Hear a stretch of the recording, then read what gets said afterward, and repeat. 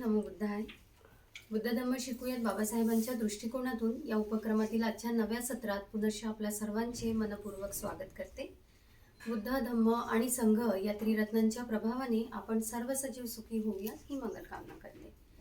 मित्रमैत्रिणींनो, आपण बुद्ध आणि त्यांचा धम्म हा ग्रंथ आचार्य BC वानखेडे सरांकडून शिकून घेत आहोत. त्यांच्याकडून आपण खंड क्रमांक 6 मधील भाग क्रमांक 2 बघून घेत आहोत. तथागतांचे वैरी तथागतांचे विरोधक बघून घेत आहोत. तर आजच्या पुढील प्रकरणाला शिकून घेण्याकरता आपण साहेबांचे स्वागत करूयात आणि कुठले वैरी आता नवीन वैरी आपल्याला बघून घ्यायला मिळणार आहेत ते पाहून घेऊया. साहेबांचे स्वागत करूया. वंदन सर. जय भीम. जय भीम. स्वागत आहे सर नवीन प्रकरणात आपलं. सर, आपण तथागतांचे विरोधक वैरी बघून घेत आहोत. ब्राह्मण हे सर्वात मोठे वैरी होते त्या काळी सुद्धा. हे आपण मागील प्रकरणात सांगितले. म्हणजे श्रमण संस्कृती आणि वैदिक संस्कृती हे आम्हाला समजून सांगितलेलंच आहे आपण. त्याच मधील बाबासाहेबांनी इथे दुसरा भाग दिलेला आहे ज्यामध्ये द्रोण ब्राह्मण त्यांच्याबद्दलचं हे प्रकरण आहे. महत्वाचं प्रकरण आहे, त्यामुळेच बाबासाहेबांनी इथे दिलेलं असावं. काय आलेलं आहे प्रकरणामध्ये, कुठल्या पद्धतीने ह्या द्रोण ब्राह्मणाने विरोध केलेला आहे तथागतांना हे आपण आम्हाला समजून सांगावं. हे अत्यंत महत्त्वाचे प्रकरण आहेत. ब्राह्मण संस्कृतीच्या ही श्रमण संस्कृती ही नेहमी ब्राह्मणाने श्रमण संस्कृतीचा विरोध केलेला आहे. त्यापैकी ब्राह्मणांचे हे प्रकरण बाबासाहेबांनी यामध्ये घातलेलं आहे. पहिलं प्रकरण आपण पाहिलंय की एका गावानं पूर्ण बंदिश टाकली होती. रस्त्यावर काठे टाकले, तुमच्या नदी होती त्याच्यातल्या होड्या काढून घेतल्या आणि आमच्या गावाला हा श्रमण गौतम येऊच नाही अशी तटबंदी केली होती. मागचं प्रकरण आपण पाहून घ्यावं. आता प्रकरण आहे की एक द्रोण नावाचा ब्राह्मण तथागताजवळ आला आणि त्याने तथागतांना अभिवादन करून कुशल समाचार विचारून तो तथागताजवळ बसला आणि तथागताला तो द्रोण म्हणाला. याचं नाव द्रोण आहे. फार महत्वाचा ब्राह्मण आहे. याला तथागताने खूपच चांगलं प्रवचन दिलेलं आहे. हे प्रवचन देखील खूप आपल्यासाठी महत्वाचं आहे. श्रमण गौतमी असे ऐकले की तथागत वयोवृद्ध आदरणीय ब्राह्मणांना अभिवादन करत नाही, उठून उभे राहत नाही किंवा आसनही देत नाहीत. म्हणजे मोठा माणूस आला समजा एखादा ब्राह्मण तर तथागत त्यांना काही आसन देत नाही. वयोवृद्ध आले तरी त्यांना त्यांचा मानसन्मान करत नाही. श्रमण गौतम हे खरे आहे काय की आपण असे करता तसे असेल तर ते बरे नव्हे. हा द्रोण काय म्हणतो, तुम्ही जर मोठ्या माणसांचा आदर सत्कार करत असाल, कोणाचा, हे जे ब्राह्मण मोठे माणसं म्हणजे वयोवृद्ध. श्रमण गौतम जर कुणाच्या बाबतीत खरे बोलताना जर म्हटले की कुलशीलवान, मातापित्यापासून त्याचा जन्म झाला, पूर्वीच्या 7 पिढ्यापर्यंत त्याचे कुल पवित्र आणि निष्कलंक होते, त्यांचा जन्म निर्दोष होता, अभ्यासू, वेद मंत्रज्ञ, अक्षर आणि प्रभेदासह 3 वेदात तो पारंगत होता, तसेच शब्दशास्त्र, इतिहास, पुराणे, काव्य आणि व्याकरणाचा तो ज्ञाता होता, महापुरुषाच्या लक्षणाच्या अभ्यासात कुशल व विश्वतज्ञ होता, असा होता तो श्रमण गौतम माझ्या बाबतीत हे संपूर्णपणे यथातथ्य ठरेल. कारण माझा जन्म, माझे कुलशील इत्यादी हे असे आहे. त्यानं काय सांगितलं, माझ्या 7 पिढ्यापासून, किती पिढ्यापासून, 7 पिढ्यापासून माझं अगदी शब्दशास्त्रज्ञ, इतिहास, पुराणे, व्याकरणाचा अभ्यास, महापुरुषाचे लक्षणं, हे सगळं 7 पिढ्यापासून माझ्या संबंधाने हे सगळं असं आहे. द्रोण जे प्राचीन मंत्र निर्माते, मंत्र उद्गाते ब्राह्मण ऋषी होते, ज्यांना आपल्या मंत्राची प्रत्येक ओळ, वाक्य व शब्द अक्षरशः ज्ञात होता. उदाहरणार्थ अठ्ठक, वामक, वामदेव, विश्वामित्र, जमदग्नी, अंगिरस, भारद्वाज. त्यांनी असे म्हटले आहे की ब्राह्मण 5 प्रकारचे असू शकतात. किती प्रकारचे असू शकतात? 5 प्रकारचे. नंबर 1 ब्रह्म सदृश्य, 2 देव सदृश्य, 3 बंधन युक्त, 4 बंधन भंजक आणि 5वा जाती भ्रष्ट. द्रोणा, या 5 पैकी तू कोणत्या प्रकारचा ब्राह्मण आहेस? डायरेक्ट म्हटलं त्याला, प्रश्न विचारला. जे जुने काही होऊन गेले म्हणजे ब्राह्मण, अठ्ठक, वामक, वामदेव, विश्वामित्र, जमदग्नी, अंगिरस आणि भारद्वाज हे जे ब्राह्मण झाले यांनी सांगितले की 5 प्रकारचे ब्राह्मण असतात. पहिला कोणता? तर ब्रह्मसदृश, देवसदृश, बंधनमुक्त, बंधन भंजक आणि जातीग्रस्त. यापैकी तू कोणता आहेस रे बाबा, असा प्रश्न डायरेक्ट बुद्धाने कोणाला विचारला? आता त्या द्रोणाला विचारला, जो आला होता ना विचारायला, तुम्ही मोठ्या माणसाचा आदर करत नाही, ब्राह्मणाला चांगलं पाहत नाही, असा म्हणणारा. श्रमण गौतम, आम्हाला हे ब्राह्मणाचे 5 प्रकार माहीतच नाही. या ब्राह्मणालाही माहित नाही. आता आली ना आपत. म्हणजे तो म्हणजे स्वतः मी ब्राह्मण आहे, पण आम्ही कोणत्या प्रकारचे ब्राह्मण आहोत हे देखील त्याला माहित नाही.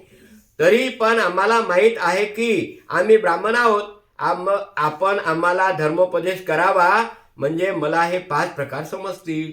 आता ब्राह्मण बुद्धाला विचारते, तथागता हे कोणते 5 प्रकार आहे ब्राह्मणाचे, आम्हाला पटवून द्या. ब्राह्मणा लक्ष देऊन ऐक. ठीक आहे, तो म्हणाला. आणि मग तथागत सांगू लागले, द्रोण, ब्राह्मण ब्रह्मसदृश्य केव्हा होतो? ब्राह्मण ब्रह्मसदृश्य केव्हा होतो?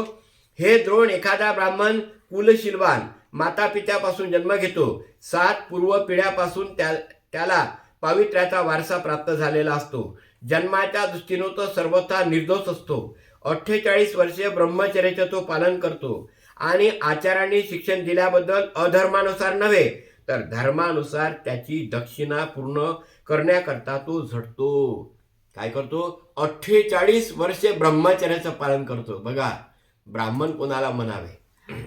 आणि द्रोण धर्मानुसार म्हणजे काय? तर शेतकरी, व्यापारी, गुराखी, धनुर्धर, राजसेवक किंवा दुसरा कोणताही व्यावसायिक न होता, भिक्षापात्राचा तिरस्कार न करता फक्त भिक्षा मागून तो आपली उपजीविका करतो. बघा कसा असतो तो ब्राह्मण. 48 वर्ष म्हटलं आहे. वेळेचं नियोजन करा आणि कसा भिक्षापात्रावर तो जगतो.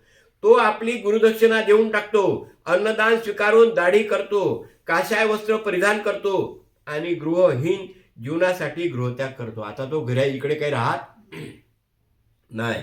आणि असे केल्यावर एका, दुसऱ्या, तिसऱ्या, चौथ्या, वर आणि खाली अशा सर्व दिशात मंगल, कल्याण, मैत्रीयुक्त, दूरगामी, व्यापक तसेच असीमित वृत्तीने आणि घृणा आणि कुविचाराविना तो संचार करीत असतो. त्याच्या मनात वाईट विचार बिलकुल नसतात. कुविचार म्हणजे काय? वाईट विचार. आणि असे केल्यावर तो करुणायुक्त वृत्तीने विहार करतो, मुदितायुक्त वृत्तीने विहार करतो, उपेक्षा युक्त वृत्तीने विहार करतो. एका, दुसऱ्या, तिसऱ्या, चौथा, वर आणि खाली अशा सर्व दिशात करुणा, मुदिता, उपेक्षा विचारांनी सर्वत्र दूरगामी, व्यापक, असीमित आणि घृणा किंवा कुविचारांना तो सर्वत्र संचार करीत राहतो. अशा प्रकारे या 4 ब्रह्मविहारात विहार करून मृत्यूनंतर देह विच्छेद झाल्यावर तो हितकर ब्रह्मलोकात उदय पावतो. हे द्रोण, अशा प्रकारे ब्राह्मण ब्रह्मसदृश्य होतो. बघा, जोपर्यंत 4 ब्रह्मविहाराचा अभ्यास करत नाही, 48 वर्षे तो जवळपास काय करतो? ब्रह्मचर्याचे परिपूर्ण पालन करतो. चिवर परिधान करून भिक्षापात्रावर भिक्षेवरच आपलं जीवन जगतो. असा माणूस जेव्हा 4 ब्रह्मविहारामध्ये प्रतिष्ठित होतो, तेव्हा जेव्हा इथून त्याचा देह विच्छेदन होते, तर कोण्या लोकात जन्म होतो? त्याचा डायरेक्ट म्हटलेला आहे, ब्रह्मलोकातच जन्म होतो. कोणत्या ब्रह्मलोक सांगितले आम्ही? ब्रह्मपरिसज्ज, ब्रह्मपुरोहित आणि महाब्रह्म्या. तिकडे जन्माले आले की तिकडे वरतच्या वरतच तिकडे निर्वाणाकडे पोहोचते, इकडे येत नाही. नाही तर मग खालचे लोक आहे, नरक लोक, प्रेत लोक, प्राणी लोक, असुर लोक पाहिले आपण. आणि 6 देवलोक आहे. ते देवलोकाचा दुसऱ्या ब्राह्मणाच्या संबंधाने सांगतील बाबासाहेब, असं मला वाटते. पहिलं सांगितलं ब्रह्मलोकाच्या संबंधाने. दुसरा, द्रोण ब्राह्मण देव सदृश्य कसा होतो? दुसरा प्रश्न विचारला. द्रोण अशा प्रकारच्या सुजात आणि सुचित ब्राह्मणाचे उदाहरण घेऊ. तो शेती, व्यापार इत्यादी मार्गाने आपली उपजीविका न करता अन्नदान स्वीकारून जीवन व्यतीत करतो. तो आपली गुरुदक्षिणा चुकती करतो आणि अधर्मानुसार नव्हे तर धर्मानुसार पत्नीचा स्वीकार करतो. कसा करतो? इथे धर्मानुसार म्हणजे तरी काय? क्रय विक्रयाने प्राप्त न करता जिच्या हातावर विधियुक्त उदक घातले आहे अशा ब्राह्मणीचा तो स्वीकार करतो. म्हणजे कसं होते? त्यानं पडून आणली बायको, त्यानं ते जबरदस्तीनं तिथं ते बायकोवर कब्जा केला, असं नाही. विधियुक्त म्हणजे काय, हातावर पाणी म्हणजे वरचे हात पुरुषांचे आणि खाली स्त्रियांचे, असं करून वर त्याचे आई वडील पाणी टाकतात आणि त्याला मग विधियुक्त म्हणतात. अशा प्रकारे तो स्वीकार करतो. उदक म्हणजे पाणी होते. विधियुक्त उदक घातले गेले आहे अशा ब्राह्मणीचा तो स्वीकार करतो. ब्राह्मणीकडे जातो. अंत्यज व्याध, वेळू कारागीर, रथकार आणि आदिवासी यांच्या कन्याकडे नव्हे तर संतानवंती म्हणजे ज्यांना लेकरबाय आहे, स्तनपास अक्षम म्हणजे जी लेकरांना दूध पाजते किंवा ऋतुप्राप्त न झालेल्या कन्येकडेही नव्हे, म्हणजे अशा बाकीच्या स्त्रियाकडे तो जात नाही. द्रोण, तो गर्भवती कन्येकडे जात नाही, तर तसे केल्यास होणारी संतती कलंकित ठरेल. तो स्तनपानक्षम कन्येकडे जात नाही, म्हणजे जी बाई आपल्या बाळाला दूध पाजते, तर त्यामुळे संततीचे स्तनपान अपवित्र होईल. आणि जी ऋतू स्नान नाही त्या कन्येकडे तो जात नाही. हे द्रोण, जर तो अशा कन्येकडे गेला तर कामतृप्ती, किडा अथवा सौख्य ह्यांचे विधान न होता केवळ संतानोत्पत्तीचे साधन एवढेच त्या ब्राह्मणीला महत्व उरेल. अशा वैवाहिक जीवनात त्याला संतान प्राप्ती झाली तर तो मुंडन करून घेतो आणि गृहत्याग करून गृहहीन जीवन पत्करतो. म्हणजे हा देवसदृश्य कसा आहे, बिलकुल निकोप राहतो, म्हणजे व्यभिचारापासून तो फार अलग असतो. आणि अशा प्रकारे गृहहीन झाल्यावर कामविकारापासून अलिप्त होऊन तो प्रथम, द्वितीय, तृतीय आणि चतुर्थ वैचारिक सखोलतेत प्रवेश करून त्या 4 अवस्थेत सिद्ध होतो. ते 4 ध्याने. कोणते 4 ध्याने सांगितले जाईल तर कोणते ध्याने आहे? वितर्क, विचार, प्रीती, सुख आणि चित्ताची एकाग्रता.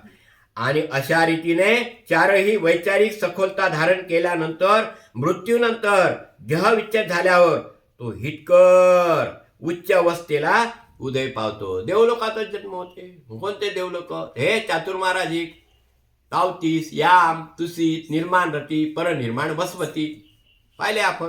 त्याच्यातच त्याचा जन्म होतो. कुशल कर्म केले, चांगल्या मार्गाला लागले की तुमचा असा तो ब्राह्मण. हे द्रोण अशा प्रकारे देवसदृश्य होतो. आणि हे द्रोण ब्राह्मण बंधनयुक्त कसा होतो? हे द्रोण अशाच एका सुजात आणि सुचरित ब्राह्मणाचे उदाहरण घेऊ. तोही असाच विवाहित होतो आणि विवाहित जीवनात संतान प्राप्ती झाल्यानंतर तो संतान प्रेमाने भरून जाऊन संसारातच मग्न होतो. गृहजीवनाशी निगडीत होऊन राहतो आणि गृहहीन जीवनात प्रवेश करण्याचा विचारही त्याच्या मनाला शिवत नाही. म्हणजे गृहस्थीच राहतो. गृहस्थी जीवनातच आपल्या मुलाबाळावर त्याची खूप संततीवर प्रेम असते आणि तो काही घराच्या बाहेर पडत नाही. आपल्या संसारात परंपरागत बंधनात तो जीवन व्यतीत करतो, त्याचे उल्लंघन करीत नाही. त्याच्या बाबतीत असे म्हणता येईल की तो बंधनाच्या मर्यादेतच जीवन व्यतीत करतो, सीमोल्लंघन करण्याचा कधी प्रयत्न करीत नाही. आणि म्हणूनच या ब्राह्मणाला बंधनयुक्त ब्राह्मण असे म्हणतात. म्हणजे जकळला ना, काय म्हणतात काही संन्यासी लोक, हे फार संसार म्हणजे जकळला आहे, म्हणजे एकामेकात तोच माणूस आहे संसारी माणसाचं. द्रोण अशा प्रकारे ब्राह्मण बंधनयुक्त असतो. आणि हे द्रोण ब्राह्मण बंधन भंजक कसा होतो? हे द्रोण अशाच एका सुजात आणि सुचरित ब्राह्मणाचे उदाहरण घेऊ. तो गुरुदक्षिणेची पूर्तता करतो आणि धर्मानुसार किंवा अधर्मानुसार पत्नीचा स्वीकार करण्याचे योजतो. क्रय विक्रयाने प्राप्त झालेली अथवा ब्राह्मणी अथवा जिच्या हातावर विधियुक्त उदक सोडले गेलेले आहे अशी तो एखाद्या ब्राह्मणीकडे जातो, किंवा क्षत्रिय, अंतज, भूदासी कन्येकडे, किंवा जातीभ्रष्ट, व्याध, वेळू कारागीर, रथकार, आदिवासी यांच्या कन्येकडे, किंवा संतानवती, स्तनपानक्षम, ऋतुमती, अप्राप्त ऋतू अशा स्त्रियाकडे जातो. कामतृप्ती किंवा क्रीडा, सौख्य आणि संतानोत्पत्तीचे साधन या दृष्टीनेच केवळ त्याला ब्राह्मणीचे महत्व वाटत असते. तो परंपरागत बंधनाचे पालन करीत नाही, तो त्याचे उल्लंघन करतो. आणि असे म्हटले जाते की तो बंधनाचे पालन करीत नाही तर बंधनाचे उल्लंघन करतो. म्हणूनच त्याला बंधन भंजक ब्राह्मण असं म्हणतात. तो नियमावर कधी राहत नाही, तो काहीही करतो असं म्हणायला काही हरकत नाही. कोण्याही स्त्रीचा उपभोग घेतो. अशा प्रकारे द्रोण ब्राह्मणाला बंधन भंजक म्हणजे बंधनाचं काय केलं, त्याला भंजक केलं. आणि द्रोण ब्राह्मण जातीभ्रष्ट ब्राह्मण कसा असतो होतो. हे द्रोण अशा एका समजू सुजात ब्राह्मणाने उदाहरण घेऊ. तो 48 वर्षेपर्यंत ब्रह्मचर्याचे पालन करून वेदमंत्राचा अभ्यास करतो. शिक्षणक्रम पूर्ण झाल्यावर गुरुदक्षिणेच्या पूर्ततेसाठी धर्मानुसार किंवा अधर्मानुसार उपजीविका करीत. तो कृषीबल व्यापारी, गुराखी, धनुर्धन, राजसेवक किंवा इतर व्यवसाय पत्करतो आणि भिक्षापात्राचा तिरस्कार न करता भिक्षा मागूनच तो उपजीविका करतो. गुरुदक्षिणा पूर्तता केल्यावर तो धर्मानुसार किंवा अधर्मानुसार पत्नीचा स्वीकार करतो. क्रय विक्रयातून प्राप्त झालेली किंवा जिच्या हातावर विधियुक्त उदक सोडलेले आहे अशी एखादी ब्राह्मणी किंवा दुसरी एखादी स्त्री संतानवती, स्तनपानक्षम इत्यादी कामतृप्ती, क्रीडा किंवा संतानोत्पत्तीचे साधन म्हणूनच गणली गेलेली अशा प्रकारे तो जीवन व्यतीत करतो. तेव्हा ब्राह्मण त्याच्याबद्दल बोलतात, हा श्रेष्ठ ब्राह्मण आपले जीवन असे कसे व्यतीत करतो. आणि त्यावर तो उत्तर देतो, अग्नी स्वच्छ व घाणेरड्या वस्तू जाळून टाकतो, पण त्यामुळे तो स्वतः अशुद्ध होत नाही. तसेच ब्राह्मणाने अशा प्रकारे जीवन व्यतीत केले तरी त्यामुळे तो अपवित्र ठरत नाही.